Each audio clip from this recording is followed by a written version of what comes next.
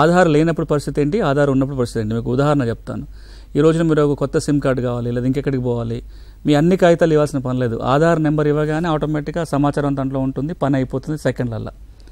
భూముల విషయానికి వస్తే సర్వే నంబర్ పలానా అని చెప్తే లోన్లు ఉన్నాయా లేదా చూడాలంటే ఇంకో చోట వెతుక్కోవాలి, కోర్టు కేసులు ఉన్నాయంటే ఇంకో చోట వెతకాలి, ఇంకో సమాచారం ఇంకో చోట ఉంది.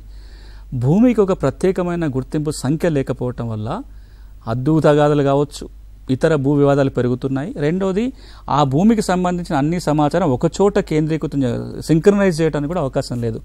అందుకే కేంద్ర ప్రభుత్వం గడిచిన 3 సంవత్సరాలుగా చెప్తున్న మాట ఏంటంటే, భారతదేశంలో ప్రతి భూ కమతానికి ఒక ప్రత్యేక గుర్తింపు సంఖ్య ఇవ్వాలి అంటుంది, unique land parcel identification number.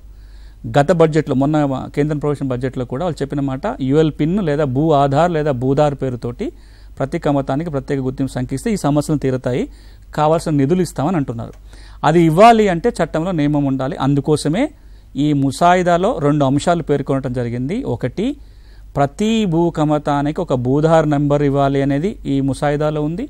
దాంతోపాటుగా ప్రతి భూ యజమానికి పట్టాదారు పాస్ పుస్తకంతో పాటుగా భూధార్ కార్డు ఇవ్వాలని ఇందులో నమోదు చేయడం జరిగింది. అంటే రాబోయే రోజులలో తెలంగాణ రాష్ట్ర ప్రభుత్వము ప్రతి సర్వే నెంబర్ ప్లేస్లో ఒక భూధార్ నెంబర్ ఇస్తుంటారు. అదేవిధంగా ప్రతి రైతుకు కూడా పాస్బుక్తో అదనంగా భూధార్ కార్డు రాబోతుంది. సర్వే చేసిన తర్వాతనే ఇది సాధ్యమవుతుంది. కానీ ఈ లోపల, సర్వే జరిగే లోపల టెంపరీ భూధార్ కార్డు ఇవ్వచ్చు ఉన్న రికార్డుల ఆధారంగా, తర్వాత పర్మనెంట్ భూధార్ కార్డు వస్తుంది.